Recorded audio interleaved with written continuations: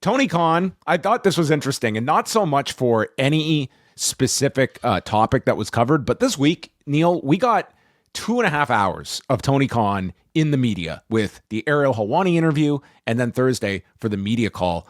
I'm curious how much of the media call you happened to take in.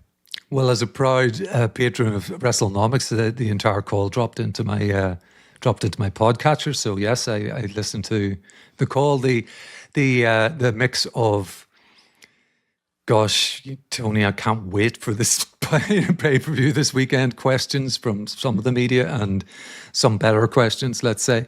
I did find his tone, pardon the pun, a little more open than usual. You know, you talked about this earlier this week. Tony Khan's a tricky interview and can be a tricky customer, and we both know that from press conferences as well. He will hedge. He will change the subject on a dime. He will sometimes just outright not answer the question and talk about something else. But I felt with Ariel earlier in the week, and to perhaps a lesser degree on the media call, he's felt a little looser, a little more open to addressing the questions. I think we've seen a change in Tony.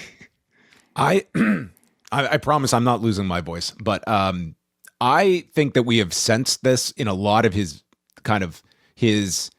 approach to public interviews over the last couple of months of, a much more reserved Tony Khan. But this week, I sense someone who, number one, like, he is not out there trying to just launch grenades at all comers. The furthest thing from it. But I did take from these two media appearances this week someone that is understanding of sort of those frustrations that you might talk about. I think he is now self-aware of that, and that when you're speaking with the media, it doesn't mean that you're just laying down every detail under the sun, but there's some kind of negotiation, some meeting in the middle, that I found him to be much more conciliatory towards a lot of the questions that were asked of him, rather than just, I'm not going to talk about that, or just going off on a tangent into some other topic, avoiding the question. Instead, he was trying to answer as best he could.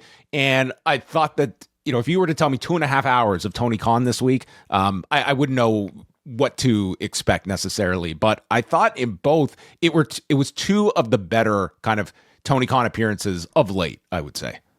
I agree. I mean, particularly when you contrast it with the press conference where he addressed the status of one of the female wrestlers. I forget which one it was, but he answered a John Alba question on. It wasn't Britt Baker. I can't remember. It's slipping my mind. But he took about 20 minutes. Deonna Purrazzo. Deonna Purrazzo, that's who it was, yes. And and she had some sort of incident in Mexico, and he went on and on and on. And there was about 20 minutes, and later in the press conference, he was asked about the Scabby the Rat business, at the ECW arena, and that was not talking. I'm not talking about that. I've got nothing. Yeah, so we do have a rundown on the site of some of the key points that were brought up in the media call. There was a question sort of about the future of WBD, which is, it's very hard to pinpoint. They were putting down a deadline for all the bids on WBD for Thursday, and where this ultimately ends. I mean, that's going to be a very sizable story. It's just very difficult to, not knowing where it's going to land and how far down the chain AEW is going to be when it comes to being impacted by a potential sale of WBD. Put over the sponsorship with DC, which I couldn't tell that DC was sponsoring this pay-per-view. I mean, it's literally baked into the name of the pay-per-view. AEW Full Gear presented by DC every single time. There was an interesting part where at the end, he wasn't even asked about this, but volunteered that the reason they don't have the field announced for the Continental Classic, that has always been a complaint of mine, is that he doesn't want to announce a field before this pay-per-view and the potential for injuries, which is kind of a separate issue when you're going into a pay-per-view and there's almost the expectation that we're going to have a body count by the end of this pay-per-view. But, in AEW, in this environment, like, I do find that to be an understandable reason. It also does tell you just like the level these guys are going at, and that it makes it very difficult for them to book, especially like we never have lineups after pay-per-views. And I'm sure a lot of that is this kind of thing. We don't know who's going to be available after these shows and the extremes that so many of these performers are going to, and freak injuries that happen just with routine stuff that you can't, like that's always going to be the case. Yeah. And my sense of that was that this was a more or less a prepared answer because he expected to get the question and didn't, because it was in the kind of is there anything else you want to share? And where he normally just puts over the media and thanks them for maintaining their interest, et cetera, but it was he went into that. He sort of in an ideal world he'd have the field, but it's just not wise for him to do so until he sees the fallout of what happens tomorrow night.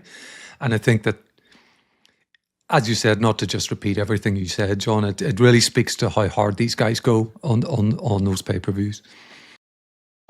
November on the Post Wrestling Cafe will include Rewind Away, looking at some of the biggest retirement matches in pro wrestling history with selections from All Japan Pro Wrestling, WWE, and Stardom, among others. Plus, we'll have reviews of TNA Turning Point, UFC 322 from Madison Square Garden, and the Tanahashi Final Homecoming. John and Wei will be taking all of your questions on this month's installment of Ask Away, and John gets together with Brandon from New Jersey for a Season 4 retrospective of 90210. All that and so much more. Join now at postwrestlingcafe.com. $6 gets you in the door.